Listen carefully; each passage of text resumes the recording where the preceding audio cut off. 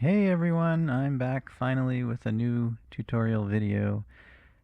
I figured I was been working on a game myself and I keep running into interesting things that I think might be useful for other people to learn. So I found something that I think comes up a lot and I thought I'd share that for this one.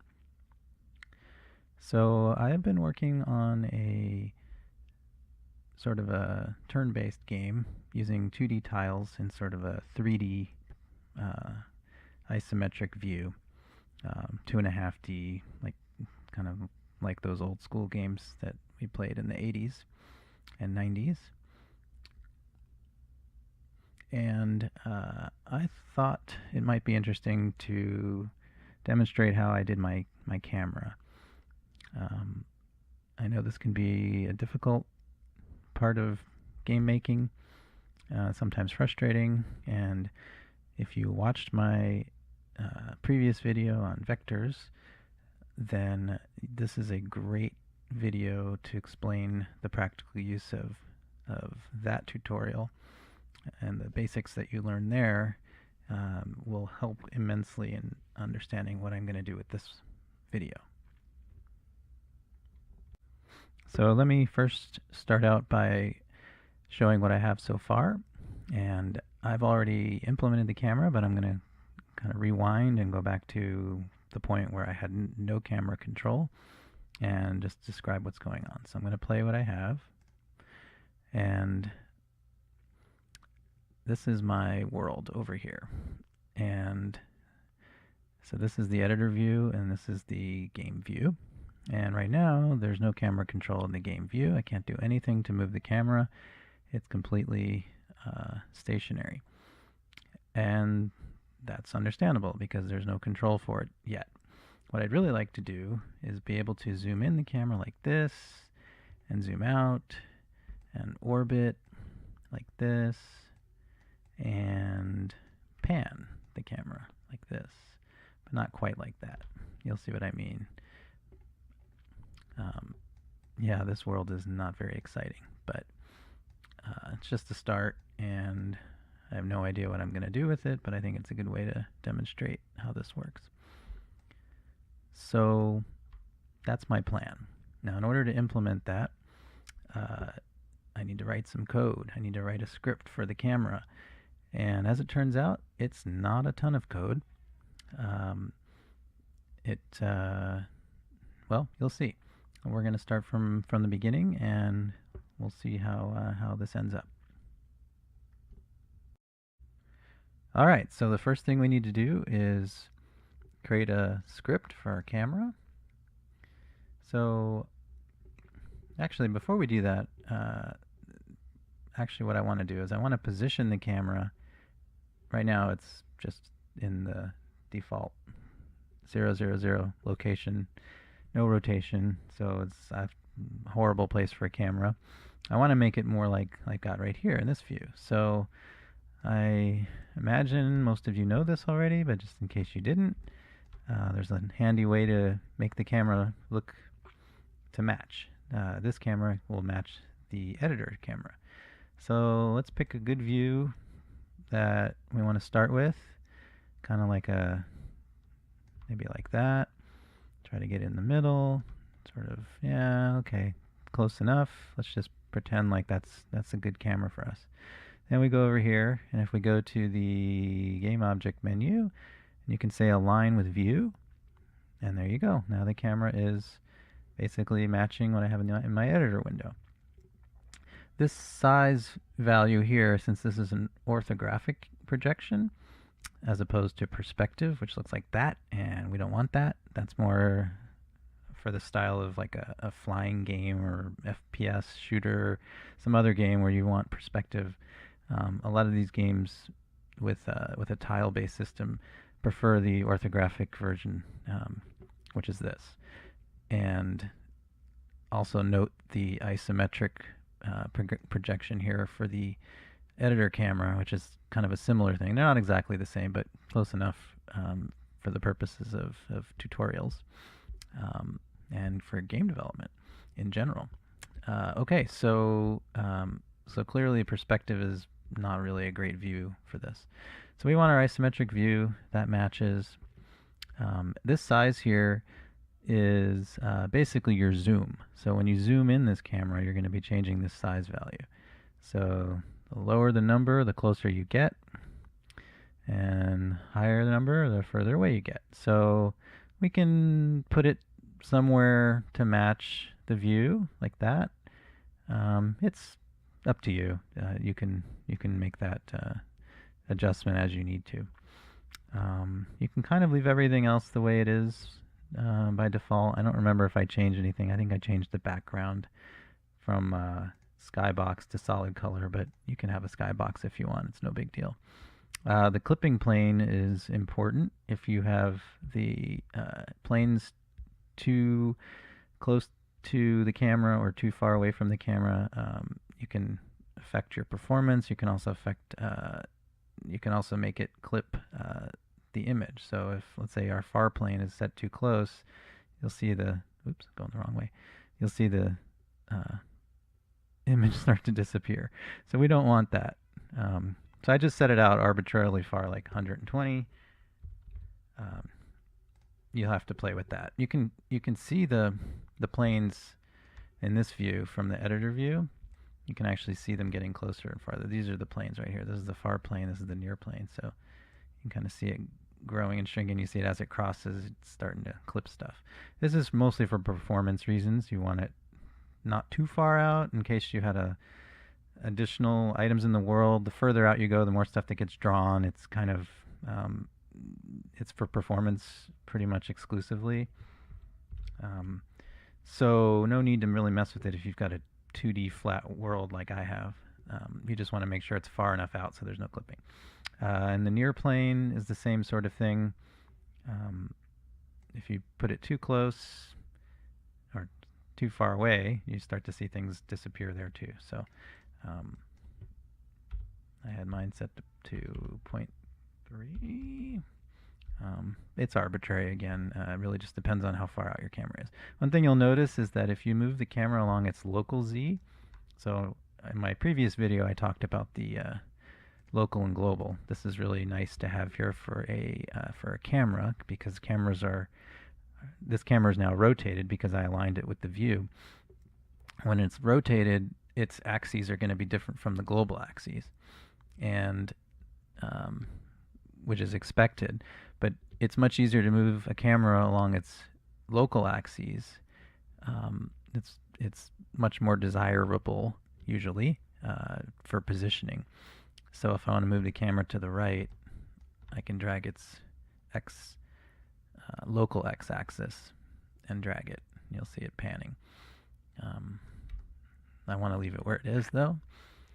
And, well, yeah, what I was trying to say is if you move it along its z-axis, all that really does is it's not changing the size of the image of the world because of the orthographic projection, but you'll notice it's kind of shimmering, but that's just an artifact of the fact that I'm moving it around and it's not exact.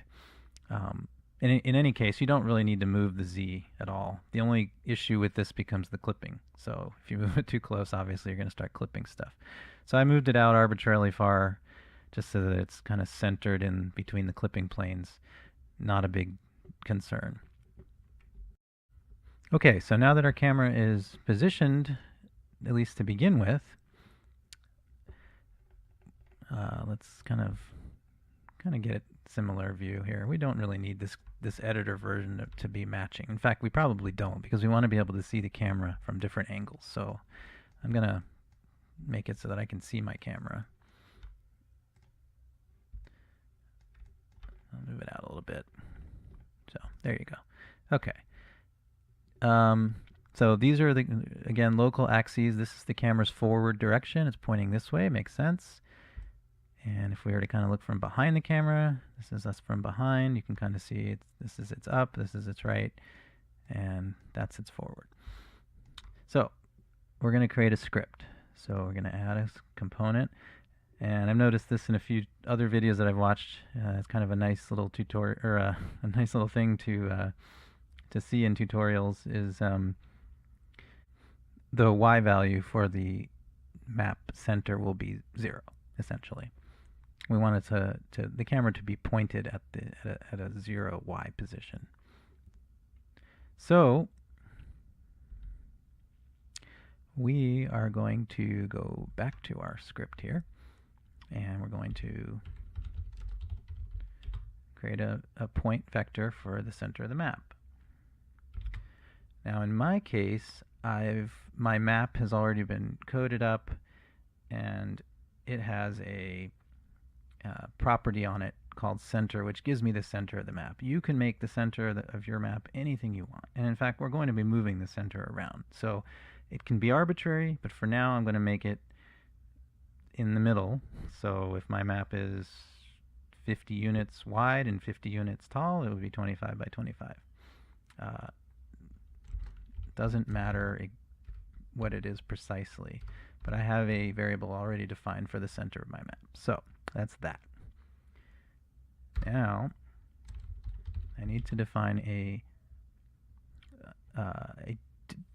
difference vector. So again, this is the second type of vector. Point vector for the center, and now a difference vector, which represents the difference between the center of the map and the camera position. So if we go back to see here, here's my camera. Center of the map is somewhere here. The vector between these two in that direction is going to be the vector that I'm defining right here. So this is a difference vector. And just to indicate that, I'll put a D in the front. Okay.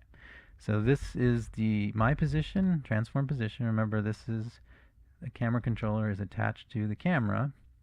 So my transform would be the position of the camera. Transform position minus the map center. That is a difference vector between those two. So now we know exactly what direction the camera is looking towards the center of the map. And that is the initial direction. So as I defined it, and I did a line with view, I said I wanted it to look kind of like this. So this is my initial direction pointing towards the map.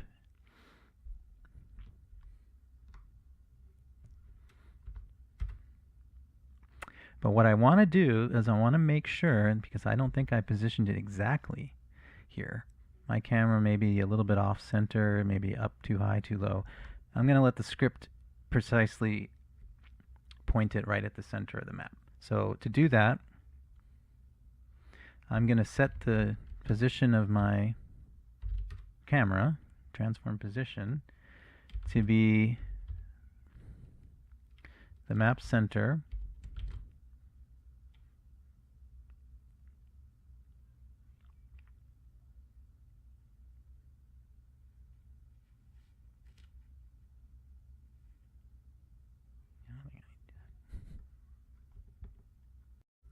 So we're going to create a script for the camera and start controlling it through that.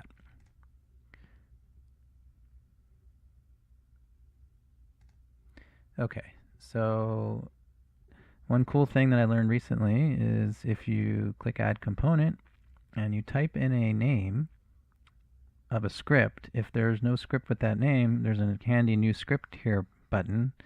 So if you click that or hit Enter, you have the ability to just create a script with that name. So we're going to do that right now. Create and add. So now we've added the camera controller script to the camera. And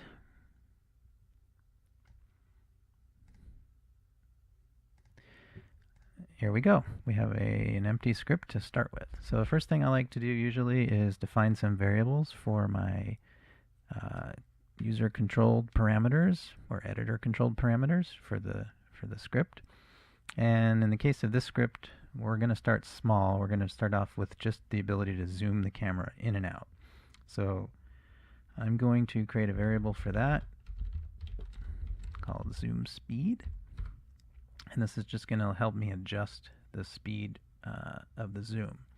And this is essentially an arbitrary floating point number to help scale the zoom up or down depending on how fast I want it to go. And this is very much something you hand tune based on your usability and how you think it should work. So we'll talk more about that later as we implement this. Now, the very first thing that we're going to do when we start is, you'll notice, we want the camera pointed exactly at the center of the map.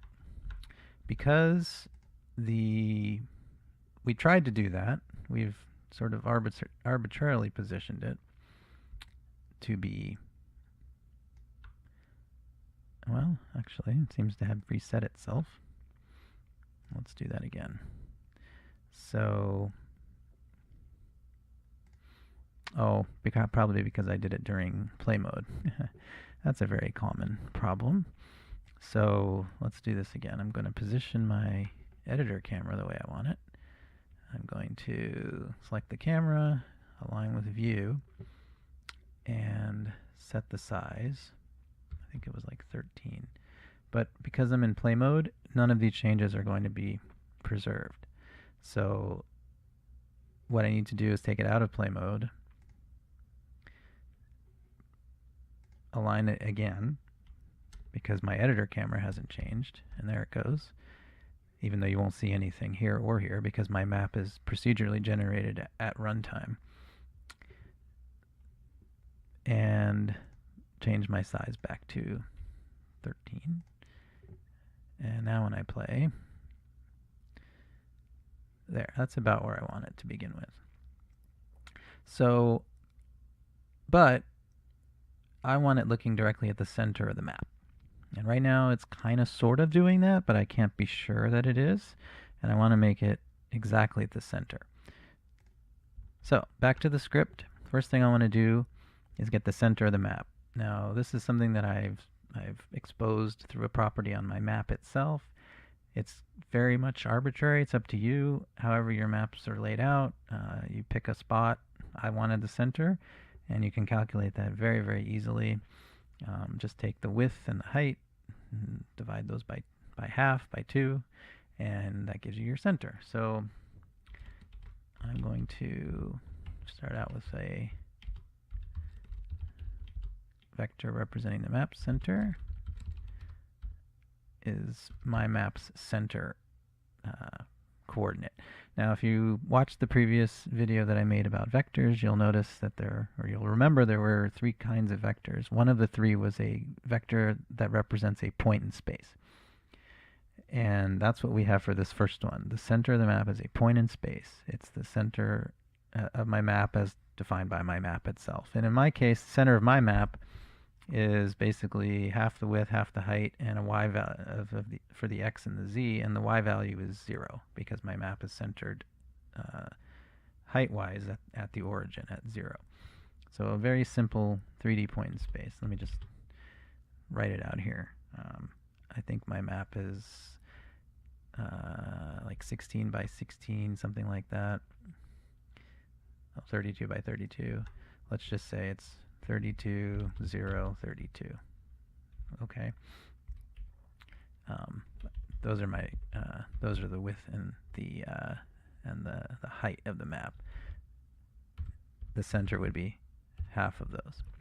Okay, so that's just approximately what my center is. And in order to get the camera to look at that, it's actually very, very simple. Unity makes it really easy. There's a look at member of the transform that you give it. You can give it a transform, or you can give it a vector, a world space vector, which the map center is. So now, when the script starts, my camera will be looking exactly at the center of the map. Very simple. So this look at takes a vector 3 world position. So this is a point vector. It even says point to look at. So vector 3 in this case is a point. And when I run the script, make sure I saved it. There we go.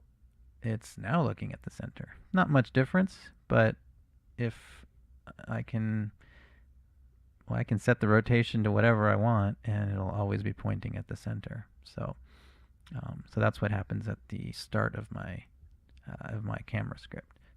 So that's pretty helpful. In fact, let's change it. So you can see it changed. It used to be this value. So let's just put it whatever. It doesn't 43, 4, whatever. It doesn't matter what it is. So right now the camera's pointing God knows where. But if let's see what it looks like right here. If I play, you'll see it. Now it's pointing that way, right at the center of the map. So let's stop it. See? And there, see, now it's aiming that way. It happens quickly, you have to pay attention. So now my camera is pointing directly at the center. And if my camera were to move and I update it to always look at the center, well, that makes it, that's kind of the start of what we're getting at right here with this script. Okay, so the next thing I want to do is I want to zoom in, and I'm going to use the mouse scroll wheel for controlling the zoom in and out. You've used zooms in many apps, I'm sure, where you use the mouse wheel to control zoom. You can add control, like control key on the keyboard, or shift or alt or whatever you want to do, or you can just do it without any keyboard. It's up to you. I did it with no keyboard because I'm using control for something else, for rotation, but that's entirely up to you. So we're going to create a function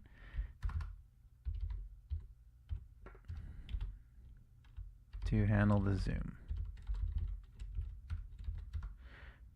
And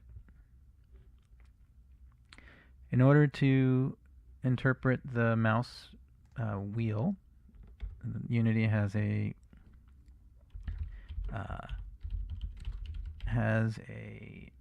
value in the input class called mouse scroll delta. That's basically how much did the mouse wheel scroll in the last time since I called this function. And it has I believe it's a vector 2, so it has x and y. Most mouses don't have an x-axis that I know of. Some do, maybe. I guess it depends on the mouse. Mine doesn't. So the y value is the only thing that's useful here. And so this is basically, oops, helps if I put an equal sign. This is going to give me the difference in the scroll value. I can't remember if it's negative for up or positive for down or vice versa. It doesn't matter. If it's the wrong way, you just flip it around. So, but this is a pretty simple aspect of the map zoom. All right, so in order to zoom the map, as I showed before, you have to adjust the orthographic size. It's called size here of the camera. So I have it set to 13 arbitrarily just because I like the way that looked. Making it smaller zooms me in, making it bigger zooms me out. That's exactly what I want my mouse to do. So I want it to do this. Now, of course, I can't do this without actually writing the script. So this is all done in the editor, which is great for editing, but it doesn't help your user at all. So I'm going to control this with my mouse. So in order to do that, there's the value of my mouse. I'm going to create a variable to store the new size value that I want. And camera main, and it's the orthographic size member of the camera. And I'm going to subtract the scroll value up here. And then, so that's cool. Let's try that by itself. So what is happening here? I'm just taking whatever the mouse is and I'm adjusting the size by that much. This is not an absolute number. This is a delta. So it's the change in the mouse, not the absolute value of the mouse position, whatever that might be. So each time this is called, every frame, which I need to call it here, probably noticed that before. I can type. Each time I call this, every frame, the whatever mouse adjustment there was is going to change my orthographic size. So that's super simple. Going to go back here. We're going to run it. And watch what happens now. I'm going to use my mouse wheel. And nothing's going to happen. Let's see. Oh. That's because I forgot one more thing. I just stored it in a variable. I didn't actually apply it back to the camera. This needs to change. Right now it's not changing. How do I change it? Well, what I want to do is I want to change it to new size, right? And so I want to do that. But not quite, and I'll show you in a second. But here, let's do that. So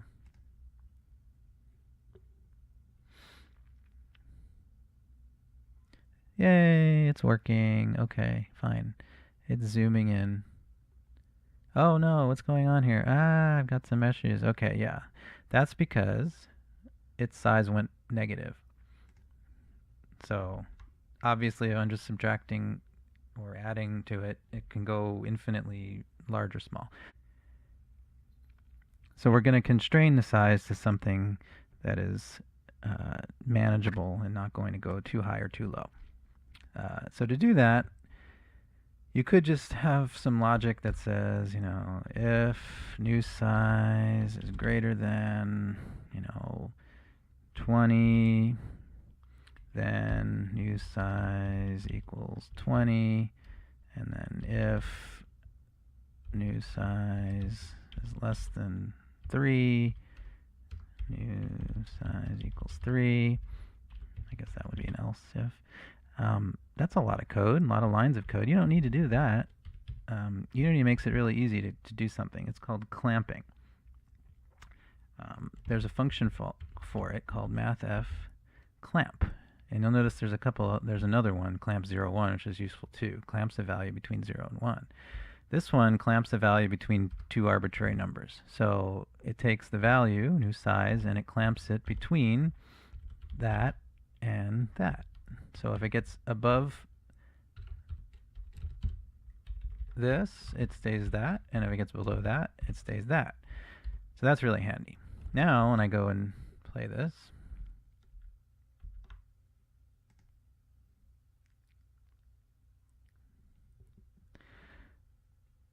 you'll notice that I can't go any closer than 3 here, and I can't go any further than 20. And you can change these values to whatever you want. You can make them variables, so instead of hard coding them to 3, you can put them up here as publics. You can use some math to calculate. It's up to you, but that's just a general sense of that.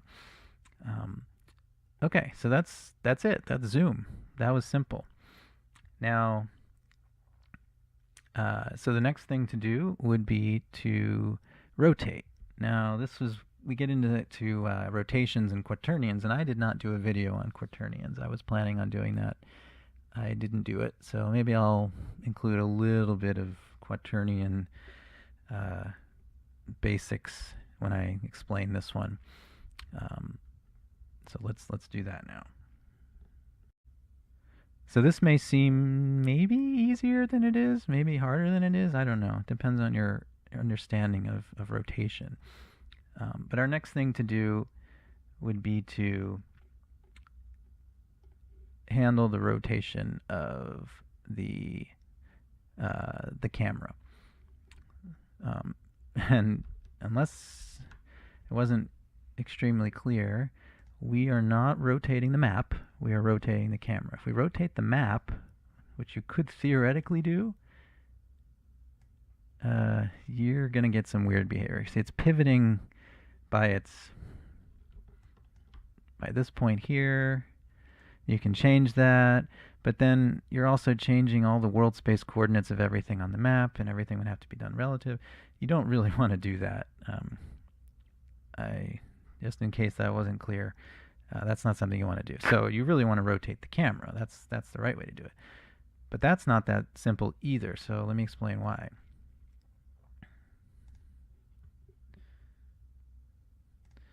So here's my camera. If I just change the Y rotation, this is not what I want. I want the camera to spin in its, while continuing to look at the center. I want this behavior, like sort of an orbit, like a helicopter kind of orbiting around the camera or the map. This behavior. And that's not what I'm getting by rotating it like this. You can clearly see that's not working. So, okay, well, how do you do that?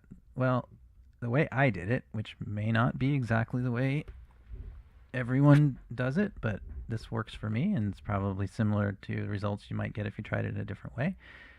My plan is to basically you keep the camera pointing at the center, whatever that might be, because you're rotating around the center. That isn't changing. When you're rotating, you're continuously keeping the camera aimed directly at whatever you're calling the center of the map. But what you want to do is you want to apply a rotation to the direction of the camera, to the center. So let me see if I can explain this. So imagine there's a line from the camera here in the direction of this blue arrow. That's the camera's forward direction. It's local forward. That direction vector points directly towards the center of the map. That's what we wanted it to do. In order to rotate the camera around the center, I want to rotate that direction vector. Now, rotating a vector is possible by multiplying it by a quaternion. You can look up the math for this. It's there's probably many articles online, but essentially, if you try not to worry so much about the math aspect of it as much as the application of it, when you take a direction vector, so keep in mind there's multiple vector types. If you multiply a quaternion by a point, you're not going to get anything. Conceptually, that's not going to get you anything that is of use, especially for something like this. What we want to do here is we want to multiply a direction vector by a quaternion. What that does is it rotates a direction vector. So when I've got a vector pointing in this direction, rotating it around by some quaternion. Quaternion is basically like, imagine like it's a stored rotation. It's sort of you can apply it to anything. Other quaternions, you can apply it to vectors. And what it does is it takes whatever that thing is that you're applying it to, and it rotates that thing by the rotation that the quaternion represents. So a quaternion, for example, might represent a 90-degree rotation around the y-axis, or it might represent a 45-degree rotation around the x and z axes, or it might represent something like that. But so anytime you apply it to an object, to a data type that supports rotation, it will apply the rotation to that data type. So a direction vector rotated around a certain axis will point in a different place. So, which is kind of what we want. When we're rotating the camera, we want it, instead of pointing at the center, instead of pointing from the center out, so we're going to look at it upside down. I'm looking directly, let's say I'm the center, and I'm like, just imagine you're in here looking up at the camera. Instead of pointing at the camera, I want to point this way, over here somewhere, or over here somewhere. And I want to go all the way around. So I'm going to go in a circle. I'm going to point in all the 360 degrees around where I can point. Imagine you're you're standing beneath a light bulb, and you're looking straight up at it, and you want to point in a circle all around that light bulb. That's what we're doing here.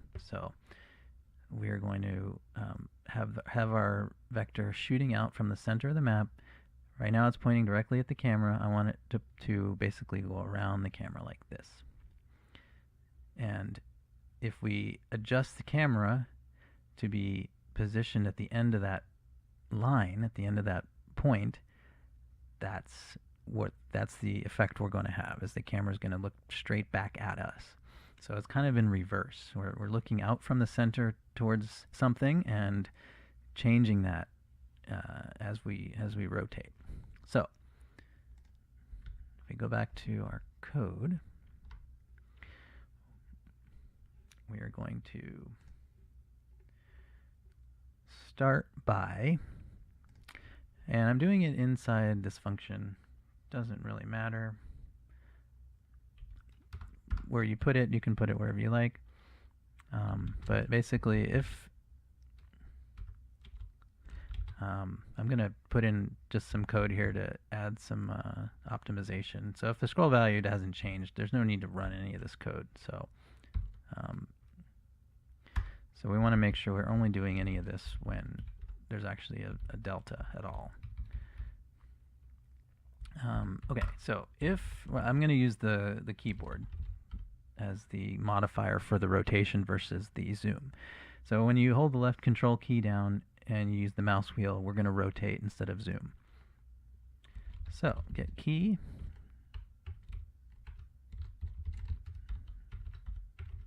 left control,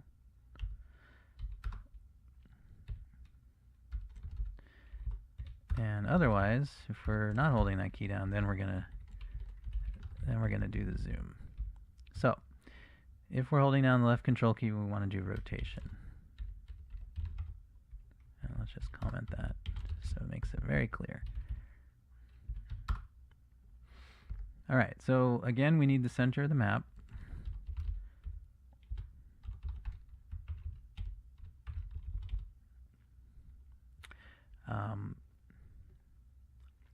Which is, I'll just cut and paste. And now we need a direction vector, sorry, a difference vector representing the difference between the camera position and the center of the map. So, and because it's a difference vector, I like to put the letter D in front. Just something, a convention that helps me keep track of which is which. So my position minus the center. So now imagine a line directly drawn from the center of the map to the camera. And that's important to remember. The direction is from the center. It's from this to this, not the other way around. If we switched these the other way, if we said center minus transform position, then it would be from the camera to the center. So we want from the center of the map to the camera. And that's important because we're going to use that direction later. Okay, now I need to create a quaternion representing that stored rotation. And maybe this is the confusing part for some of you, and hopefully not. Again, there's a lot of math involved in what quaternions do under the covers, but that's not something necessary to understand how to use them. You're welcome to go research that on your own. But I'm going to create a quaternion rotation. And probably the easiest way to understand what a quaternion rotation is by using the Euler angles. So I think most people should know the Euler angles XYZ axes. So rotation around the y-axis, around the x-axis, around the z-axis. That's clearly, easily demonstrated by taking any arbitrary object in global space, let's say, a rotation around the x-axis is like that, around the z-axis is like this. See, these are the axes, and imagine this is like a stick, like through the cube, and if I spin this stick, like this wooden stick, you're going to get that rotation. So imagine there's like a stick going through it. But a lot of, probably the most common use is around the y-axis, which is the up axis. So when you rotate around the y-axis, you basically get like a spinning something on a tabletop, like a top or some kind of object. And so creating a rotation that's around the y-axis makes it do this. If this, imagine this is like the top of a table. You're spinning it around that. So let's just get rid of that. Back here, so this angle I'm going to create is yet another use of a vector. It's funny, these are all three completely different vector usages of vectors. In this case, I didn't mention this in the other video, there's actually a fourth purpose of vector, and that's just to store 3 float values of similar nature. And in this case, its 3 floats are the x, y, and z axis of the rotation.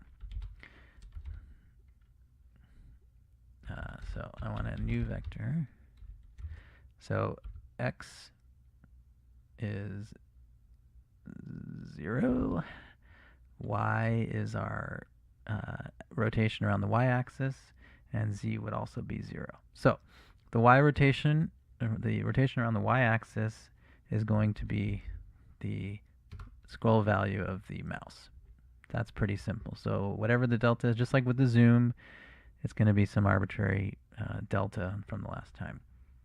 And no rotation around the z-axis. So again, y-axis, remember the y points up. If you stuck a stick through a piece of paper and spun the stick, you would get a rotation around the y-axis.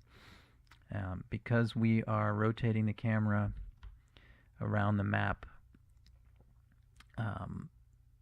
we want to rotate as if we were, we're not going to point the camera up or down. We want to rotate it sort of in the same manner that I was talking about, where it's rotating just around, like a hovering helicopter around the top of the map.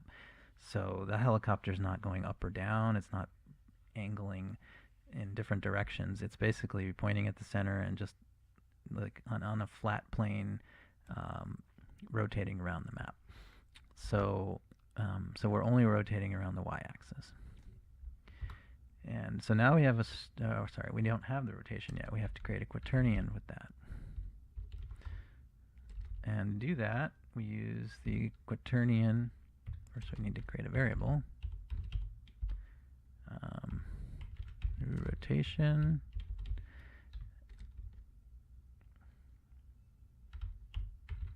And that is, so the Euler method, this is a static function on quaternion. It basically just gives you a quaternion given the 3 rotations, x, y, and z. And again, x and z are 0. Y is going to be according to the mouse scroll. And so now we have the rotation, and here's how we apply it. So we have a vector 3, new direction. We're going to take the new rotation, which we just created, and multiply the direction to the center.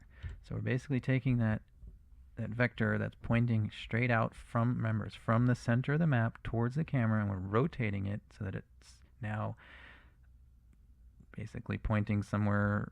It would basically create a circle around the camera. So it's gonna point to a new spot next to the camera, but in a circular position. So then what we need to do is we need to take the position of the camera, and this is critical right here. Because we're changing the direction from the center out, the camera's not in that spot anymore. It's still in its original location. We need to move the camera to that spot.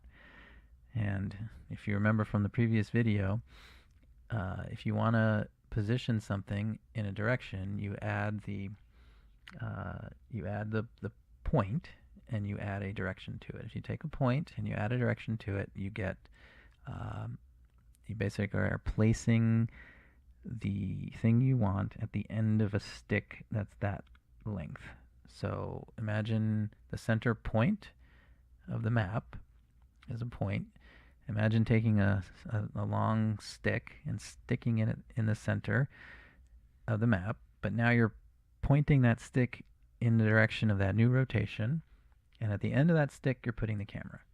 So we take the center of the map and we add this new direction, and that's where the camera ends up. But there's one other problem. Now we've moved the camera, but, well, let's stop here. I'll show you what I'm talking about. So, okay, that's the math needed to do this. Gonna run this. Okay, zoom still works. That's good. Okay, gonna hold left control and whoa, wait a minute. What's going on here? Oh no, that's not looking right. It seems to be doing something weird. I have no idea what's going on. Okay, well, let's take a look in here. Maybe we can see our camera. Maybe we can, let's look at it from above. What is this thing doing? Well, that's, okay, wait a minute. That's right. It's moving around the circle. This is what I was talking about, the hovering helicopter. That's what I want, but wait a minute. Look at the camera. It's pointing this way, and it isn't changing. It's always pointing that direction. So basically, the helicopter is hovering, but it's always aimed out in that direction. It's not changing what it's looking at. So clearly, that's not right. So how do we fix that? Well, there's one more piece to do here. And there's two ways to do it, and I'm going to show you both. The easiest way is to tell the camera to look at the center of the map. So, yeah, you're moving the camera, but you're not changing what it's looking at. So imagine, you're riding in a car and you're looking out the window. If you just look to your left, you're just going to see the scenery moving by. But what if you want to constantly look at that, I don't know, there's a house that's in the distance. Well, if you just stare out the window and look to your left, you're going to see the house, but it's going to constantly be moving away from you. You want to keep turning your head so that you're looking at that house as your car is moving. That's what you do. If you don't move your head, you're not going to be able to see the house. So as we're moving the camera, we also need to tell it where to look. So now, not only are we moving the camera, but we're also looking at the center of the map. And with that change, you'll see what happens now.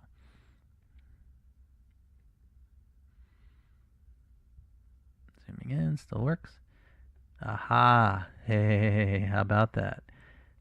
It looks like it's working just fine. And if you look over here, now look where the camera's pointing. It's constantly adjusting where it's looking. That looks kind of cool, huh?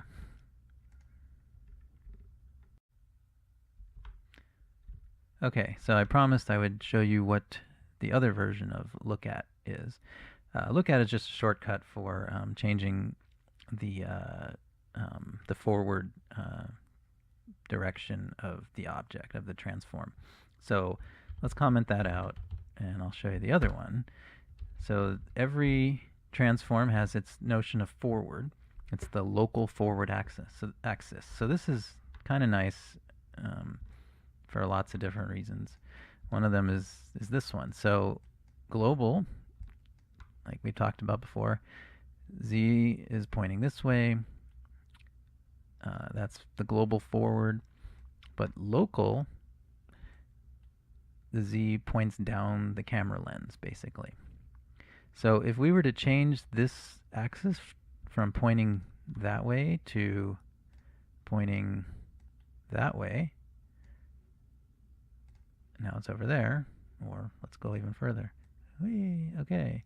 Now it's pointing that way. Then we're basically looking at something else, right? So it's kind of the same thing. But but you have to tell it what to look at. If you just arbitrarily rotated it, it's may not be looking at what you want it to be looking at. So I can't just, so it's harder to imagine this. That's why look at is nice and convenient. It's basically saying, hey, just look at this point. Yeah, okay, that's easy.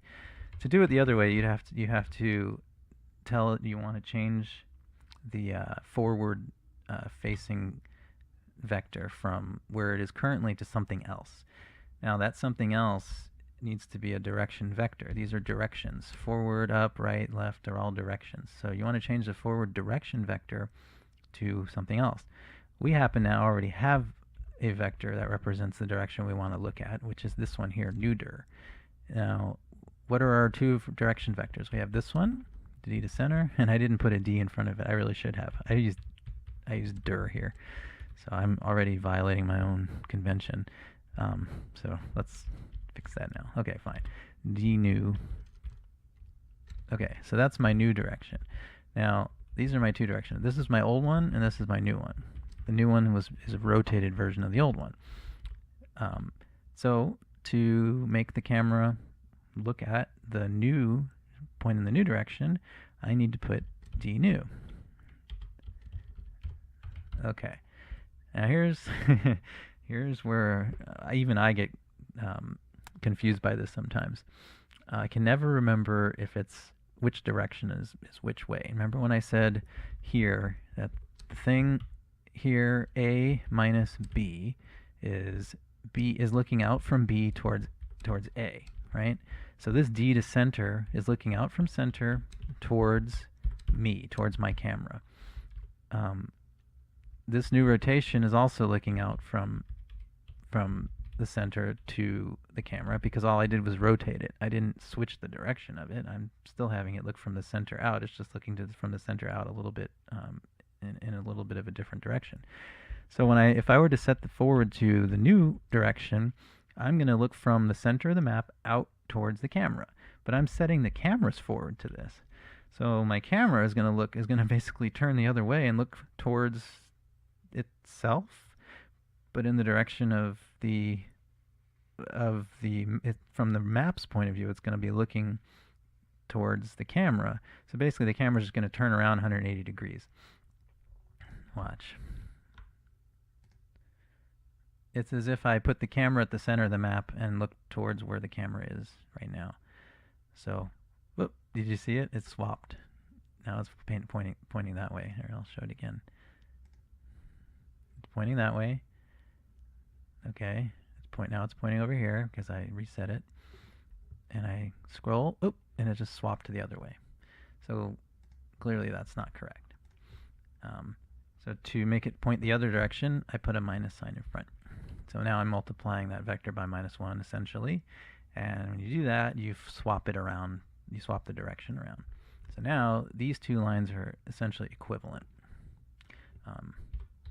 This one, well, all right, just to prove it to you, we'll do this.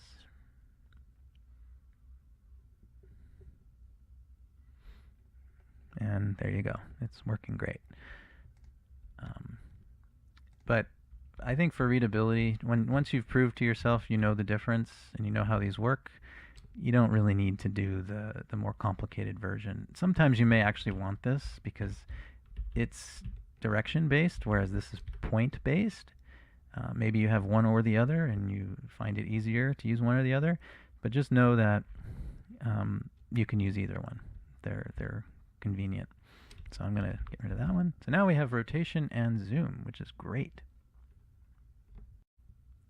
So one last piece of the puzzle is the panning the camera. So I can zoom my camera now, which is nice. I can I can rotate my camera. Great.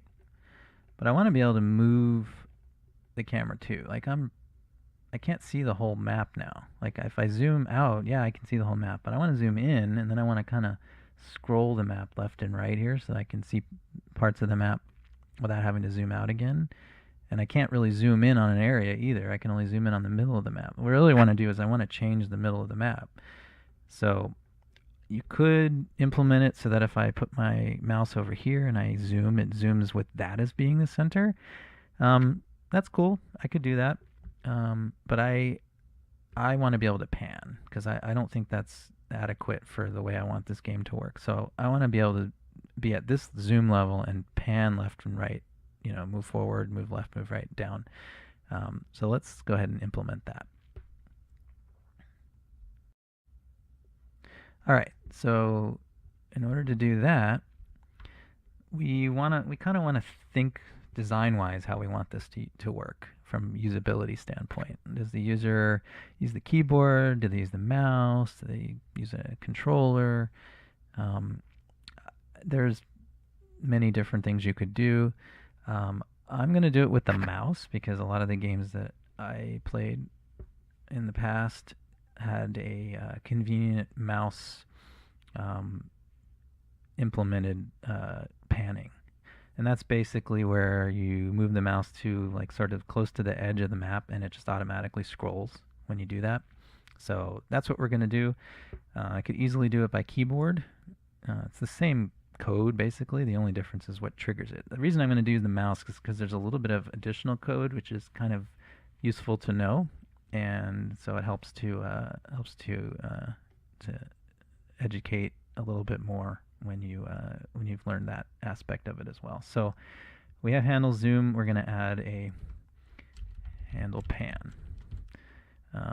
I liked Visual Studio. One of the reasons is you can do something like this where you create a method this way and you just generate it for it. It just generates it for you.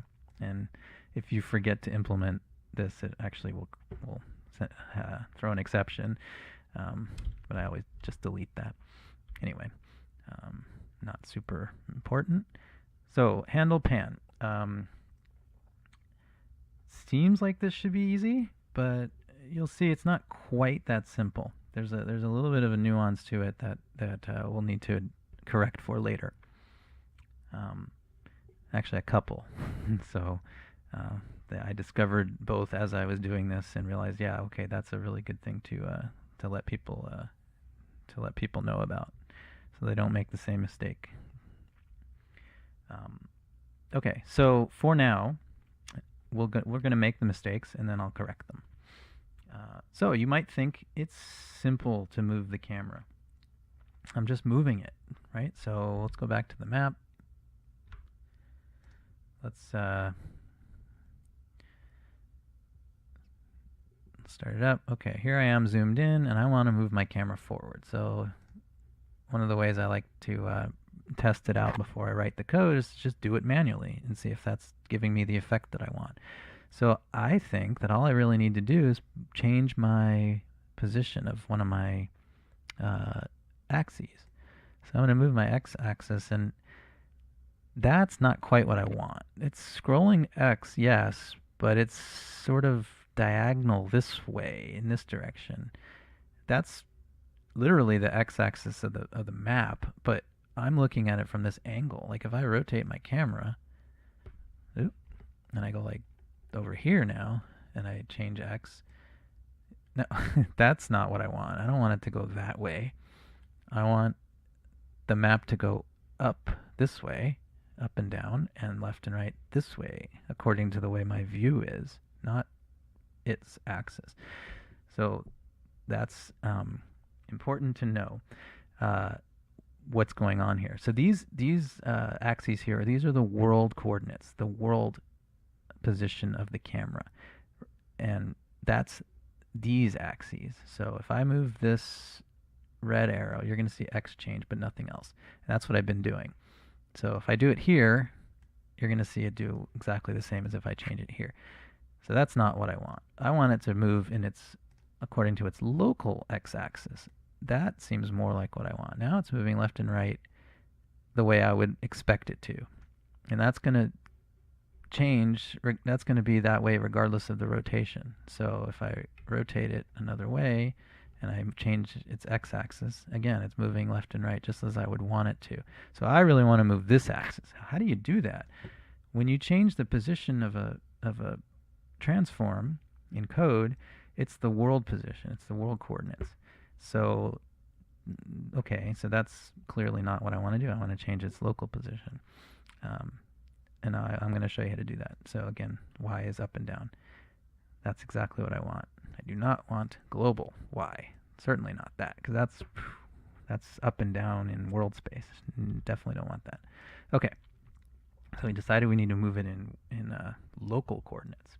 There's a couple ways to do it. The way I like to do it is using the transforms own directions. They're already there, so I like to use them. And just like I showed you with transform, well, I showed you with that. I deleted the code, but it was the code that said transform.forward equals something. You can change, you can write to the directions as well as read from them. In this case, I want to read. So I want to ask the transform, hey, what's your right direction? And that's easy to do. I want this value. I want this direction. You can do it in the editor. I can see it's clearly right here, but I want to do it in code. So in order to do it in code, we're going to use transform.right and transform.forward, just like I showed you before.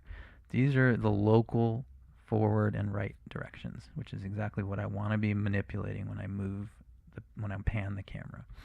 So, okay, now you're starting to think, oh, okay, I can get the direction to the right, and all I need to do is add or remove or change the position of the object based on the direction, the transform's directions, the right and the forward. Yep, that's pretty much what you want to do. So in a simple, let's just do a real simple case, handle pan. Let's just do it this way without any mouse or anything. It's just going to pan on its own, just auto pan. I like to write my code this way. Start small, start easy, and then add stuff later, just to make sure you get it right. You don't want to write a whole bunch of complicated code initially, only to find out that the very last thing you were planning on doing is not even correct, and then all that code you just wrote is no longer necessary or valid. So I want to move my position, let's say negative, by the transform right. Okay, so let's start really small. So keep in mind these transform directions, right, up, forward, they are, it says red axis, so that makes it even more clear. The transform in world space. Yeah, so this is a little confusing. It says it's in world space. It's not the world right direction. It's the transform's right position, but it's in world space coordinates, so you don't have to do any math to convert to and from local coordinates. Everything stays in world coordinates. It's just the world coordinate version of the local right, which is, I know it's super confusing, but just imagine that it's this red arrow in the local, not the global. So global's there, local's there. So it's these arrows in their local coordinates. So so if I move my transform position by transform right, I was going to say these direction vectors are unit vectors. They're normalized, so they're 1 unit in length. So if I move the position by transform right, I'm basically moving position by 1 unit every frame. Probably not what I want. If I do that, here's what I'm going to get. Watch how fast the map disappears. Woo! Goodbye. Okay, and see it moving. That's pretty fast. Yeah, I don't want that. That's too fast. So how do you slow it down? Well, you want to scale this right vector from a unit vector down to a really, really, really tiny vector, like a fraction of that. There's many different ways to do it. I could just make it an arbitrary number, 0.001 or something. To make it smooth, you want to use a delta time that's consistent. So often you'll see using delta time from the time. So this is like a fraction of a frame, or sorry, a fraction of a second. Usually 1 frame's worth. If the frame went long or short, this number might be different. If you want it to be a fixed time, you use the fixed delta time. Now this is explained in many tutorials. I'm not going to get into too much detail on it. You can experiment, see which one works better for you. I'll leave it at fixed, but you can change it to either one. It's subtle differences there. But in any case, this will slow it down. So now every time it's going to move it, instead of a unit vector, it's going to scale that unit vector by a fixed time.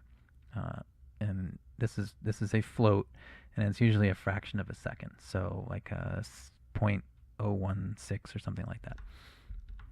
So now, when I run this, it's going to pan slower, much slower. Okay, that's super slow. Probably slower than you want. So what do we do about that? Well, you want to scale it back up again. So here we can use our, did I create it? No, I did zoom speed. I didn't even use this. Haha, I'll put that in later. Pan speed. And I'm going to multiply by that. If I can type properly. So right now pan speed is 0 because I didn't set it yet. Zoom speed is also 0. That's great. Okay, so pan speed, let's try 5 times faster than it was. Yeah? That's a little better. How about faster? Whee! Nice thing is I can do this while the game is running and see how fast it can go. So watch this thing to really start to take off here. I can really make it go. Oh yeah, okay, that's cool. Anyway, that was fun. But you get the idea. So you can adjust this value. That looked also probably too slow, so let's make it 10. But at least we know now what it's going to look like. Now we need to make it respond to the mouse. So how do we do that? Well, this isn't super difficult. Let's just do, well, let's start with the mouse position. So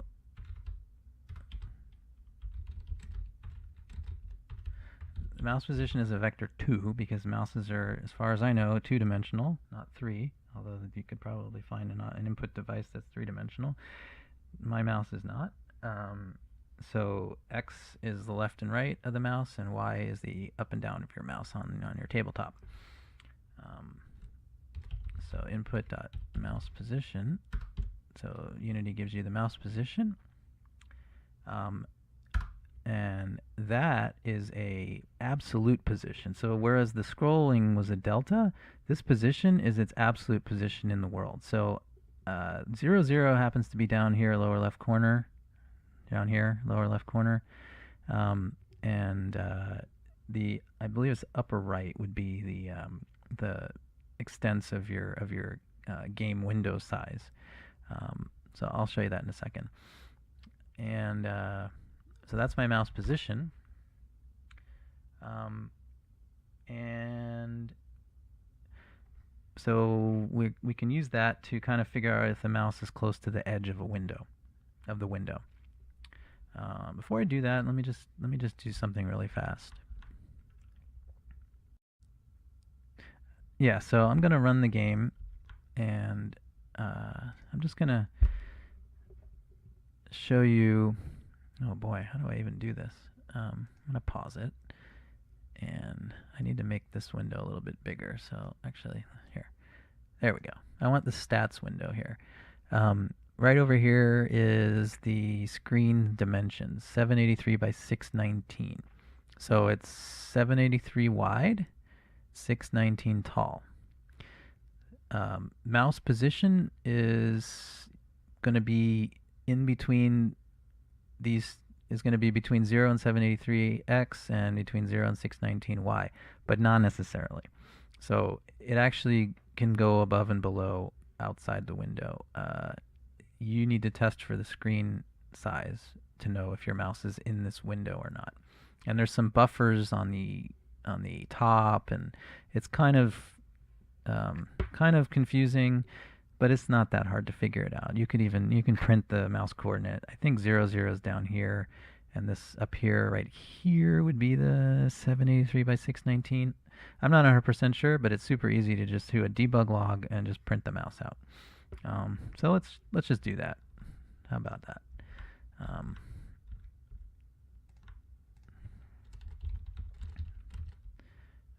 Oh, I want to show you something really cool.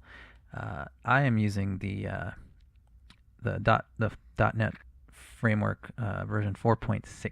So it's an experimental feature of the new Unity 2017. I guess I'll do that really fast. In Project Settings Player, there's a setting here, scripting runtime version, experimental .NET 4.6. That's the stable old one, experimental 4.6. I recommend this, using it if you're starting from scratch.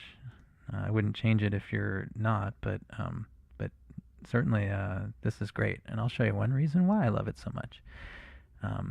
String interpolation. So C# added a new feature called string interpolation. If you put a $sign in front of a string, and that tells it that you can use variables right in line. You don't have to do string.format anymore. So I'm going to do this. Mouse position. And if you use curly braces, you can put anything you want inside them, and it just puts it in line, just like that. Oh wow, I love that. No more 0, 1, and comma, and all the different parameters. You can just do this. Okay, so this is going to print out my mouse position every frame. Let's see what we get. All right. Okay, so yeah, that's almost 0, 0. See, it's not quite, right? And then we go up here, and 7766618, that is definitely not the same. So there's this toolbar right here is included in the screen space. So just be careful with that. These bounds are a little bit off. If you use full screen, I don't think they're off anymore, but if you're doing it in the editor like this, you have to be careful. In any case, that's not that much of an issue, but I just wanted to make sure that that was pointed out. So, but it does show that I was right. This is the top right corner of the screen. The max X is up here, over here, and max Y is up here. So this is the maximum extent there. 0, 0 is down here. A little different than you might think. Maybe you think 0, 0 is here, but it's there. So anyway, comment that out. But now that we know where the mouse is and what it should look like, what we want to do is we want to set up a rectangle that is sort of like a buffer area. So it can be arbitrary, it can be more or less in any direction that you want, but essentially I want, when my mouse gets to about this far, I want it to start scrolling to the left, and similarly here, if it's over here. With a small window like this, it doesn't work so well. With full screen, it's actually kind of nice to be able to sort of put your mouse all the way to the edge of the screen and have it scroll automatically, because it gets stuck there. When you're in a window like this, you can easily go past it, and it's not as easy to use. That's why you might consider using keyboard if you're in a window like this size. So yeah, I'm just going to do it this way. So if the mouse gets to, I don't know, somewhere up here or somewhere over here, I'm going to start scrolling. It can be different for you if you want to do it a different way, but that's not really the complicated part of this anyway, so I'm going to probably just go through this really fast.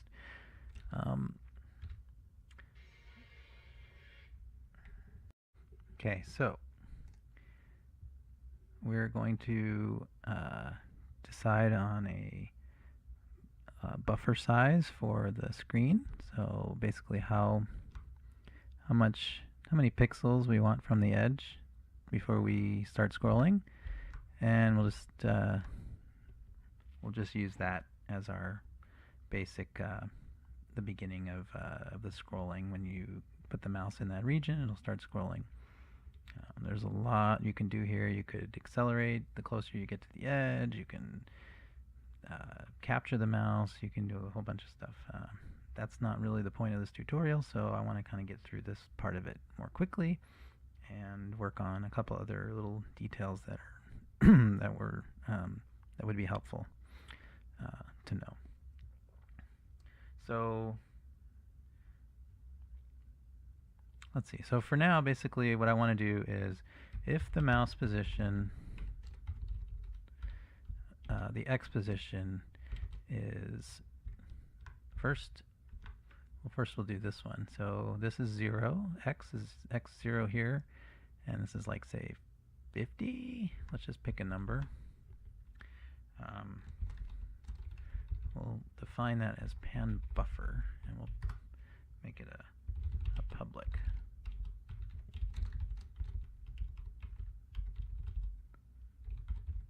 So if it's less than that, then we can scroll. Else, if it's greater than screen width minus that. So simple math, I hope. The width of the screen minus the buffer. Start from there. Okay, and then just real quick, you want to do if here, not else if, because we want to be able to scroll X and Y at the same time. That would make a diagonal. So, so when we do the mouse pause Y, we want it to also be part of the scrolling. So, same thing.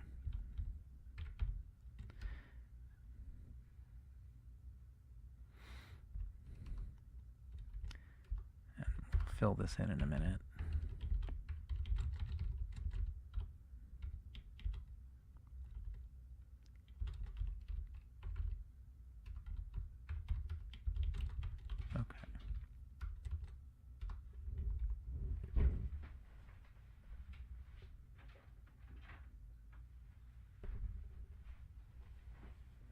Alright, so what are we doing inside of these?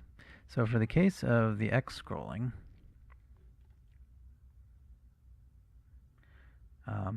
we basically want to move our transform, like I showed you earlier. Well, we have the code right here, so let's just cut it out of there. We're going to put it here, but instead of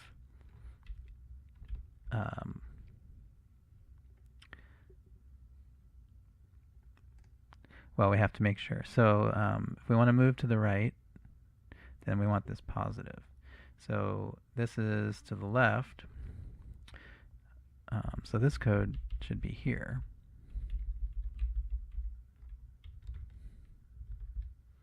Let me just see if I got that right.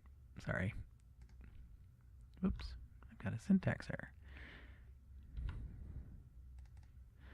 Oh, semicolons are helpful. Okay. So,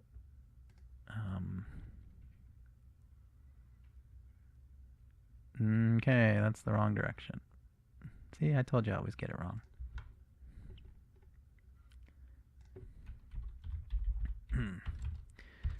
You guys probably knew that before I did. Okay, but that's basically what we want, right? So, we're in the game window. Mouse is in the middle, everything's good, we're zoomed in, we get to the edge. Ooh, nice. We can scroll to the right, scroll to the left.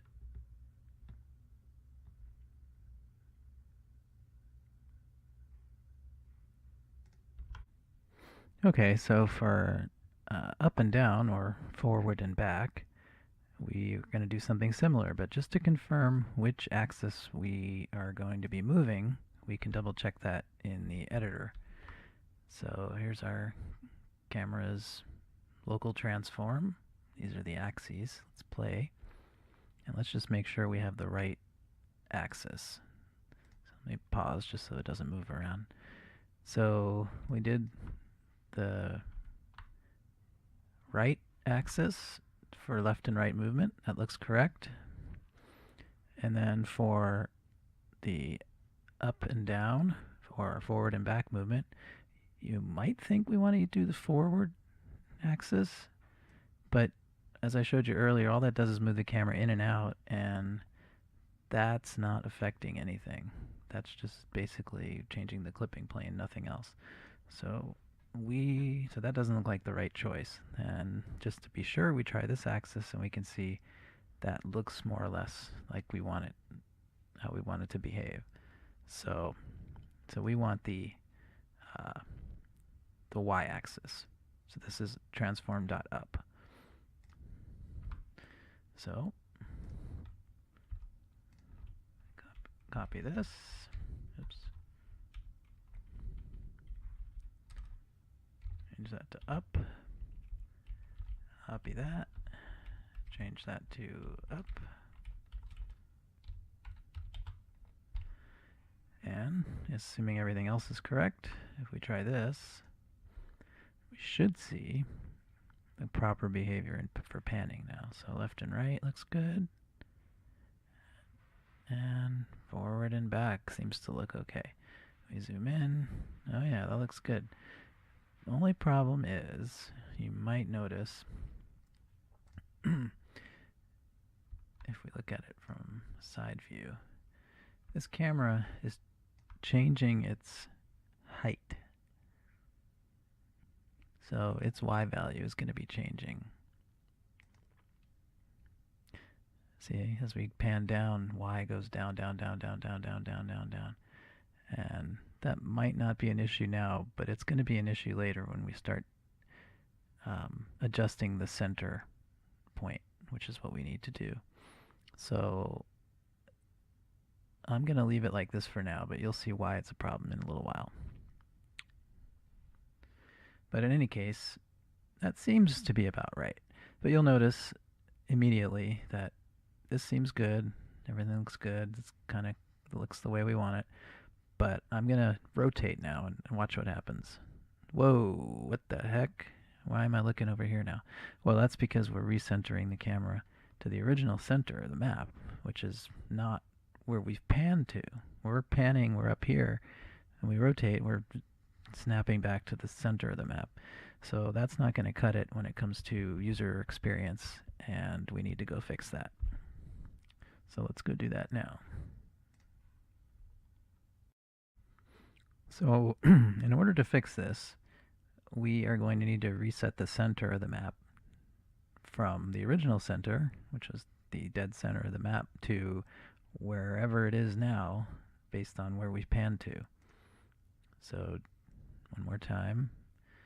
Here's our map. We zoom into the center. We scroll up a little bit. Now our center is maybe over here somewhere. So we want it to be here, not back here. So I'm going to, yeah, so when I rotate, you see it's back to the original center. So we need to fix that right now.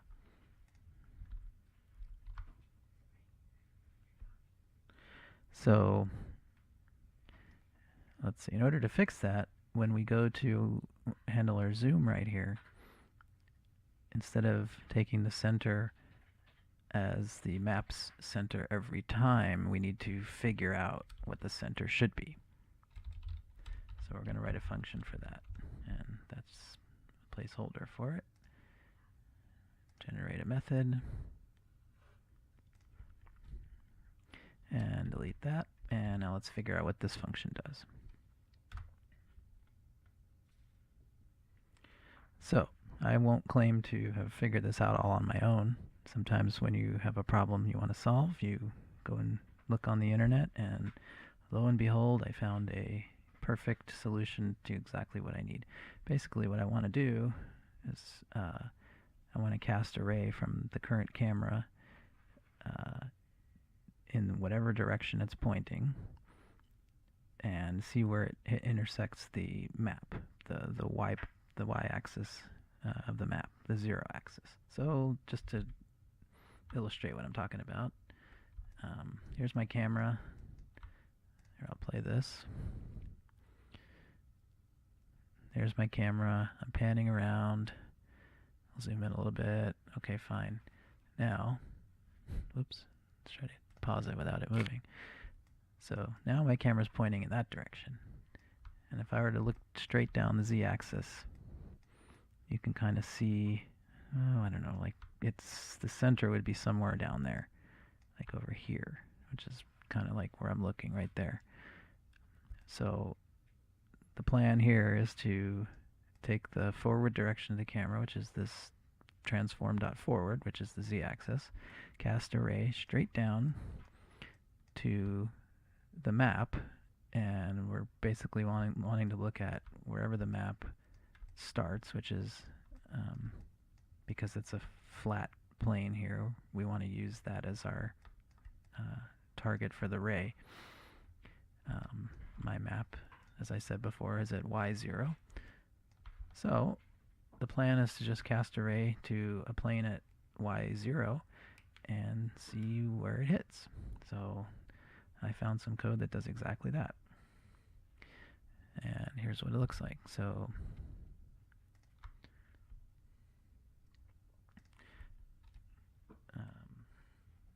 first we need to create a ray and have it start at our position in our forward direction.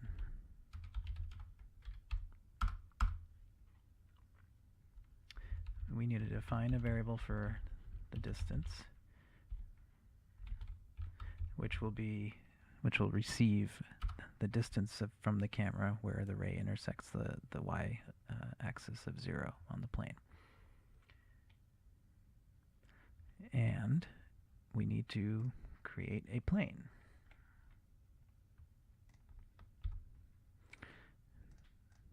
Now, one way to do it would be to create it every time we call the function. And I'm always wary of doing something like that. I know you're not supposed to optimize until you've found out there's a problem, but I just can't help myself. So what I did was I created a plane in my start function that just remembers it, because I don't need to create it every time. I just need it once. So I just created a plane, and in start, plane equals new plane with normal pointing up at the origin. Oops. And you can look up what that does. It basically just creates a plane facing up at the origin. Simple. So now that that's created, we can use it down here.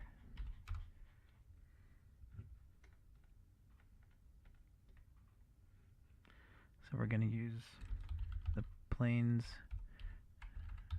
raycast function using our ray, and out comes the distance.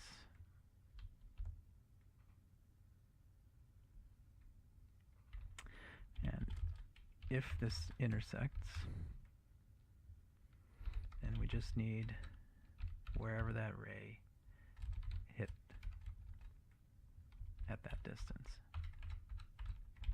You can look this up just like I did. It's not terribly complicated.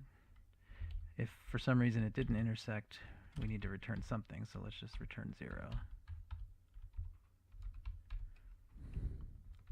And there we go. So now when we cast a ray from the camera position forward, we find out how long that ray traveled before it hit the plane, and then the plane is going to tell us what point on the plane it hit, and that's going to be the center. That's basically if we were to shoot, like, say, a laser from the camera and onto a piece of metal that was flat on a table. That's where does that laser beam hit the metal and burn a hole in it. So that's basically what we did here. That's your center.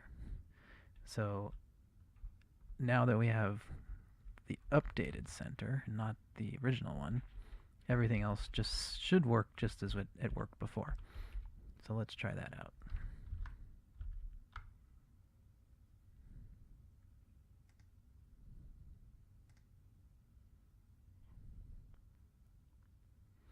Okay, here's our map. We zoom in, pan up a little bit, and now I'm going to rotate. Oh, and what do you know? It works great. How about that? Let's pan over here. This is exciting. Let's pan over here. Zoom in. Oh, rotate. Works good. Okay, now we're getting somewhere. But like I said before, there's a bit of an issue which we have to fix before we can completely claim victory here. So I'm going to pause it here. Okay, so let's take a look over here. What's happening to our camera? You're going to notice that as the camera is moving, panning, it's not only moving in the right direction, but it's also moving up and down on the global Y. So it's kind of doing this also. And that's not really what we want. Why? Because, oh, well, here, let me illustrate that. See how it's moving down? So let's say I go down here and I start rotating. Look at how low the camera's getting. It's starting to go down and down and down. It's getting down even further now. And now I'm rotating, and it looks like it's still working, but you can see here it's getting closer and closer to the bottom. And now, when I get too close, you're going to start to see some clipping. Stuff's getting clipped. Uh-oh, yeah, that's not looking good, right? So look at how close the camera is to the. Oops, I can't keep it. The camera's getting awfully close to the map, so you can see it better here. Yeah, see, that's not what we want. So how do we keep the camera from moving up and down on the y-axis, the global y-axis? Okay, let's explore that now. So in order to do that, we need to only be moving the camera in the XZ plane. We want no movement in the Y direction. So what I mean by that is camera's here, and this is global. We'll set it to global. The XZ plane is this green box here. So the camera's free to move this way.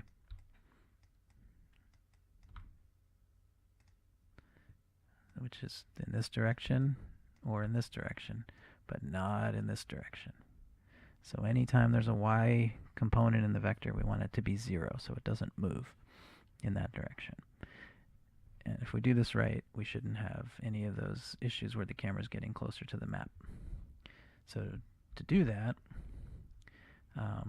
there's probably a number of ways to do this. One way that I like to do it is I created a helpers class, which basically is an extension method for vector 3, which converts it to a vector 3 where the y component is 0. So it takes the x and the z, but makes the y 0, and then it just returns the same vector without the y. I think it's just easier to think of it that way, and makes it a little easier to write the code. So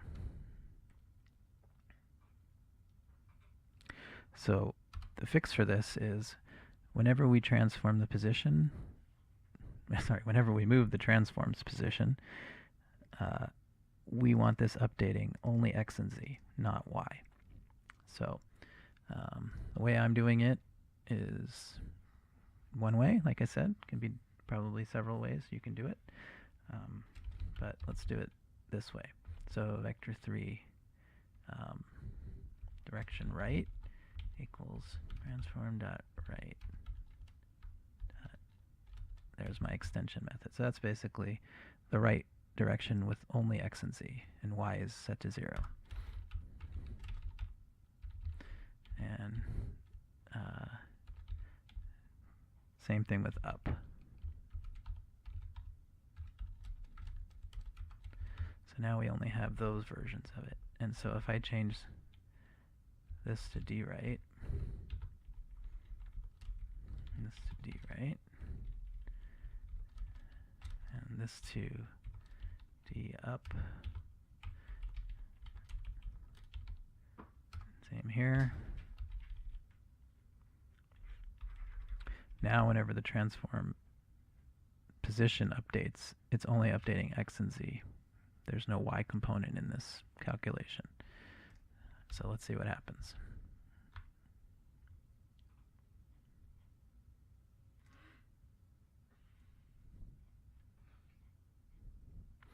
Okay, so let's take a look from side view.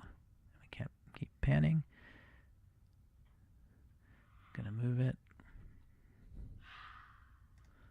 pause and make sure I'm looking at it from the side. You can pick either the Z or the X. They're all both from the side. And let's just make sure it does not move up or down. You can also look at this component here. You see the Y is not changing now. So as I'm panning, I'm not seeing the camera move right or left, or sorry, up or down. And then we rotate. Looks good. Same here. Again, Y is 100% staying the same. And that fixes that issue. So now we have a completely functioning zoom, pan, rotate camera.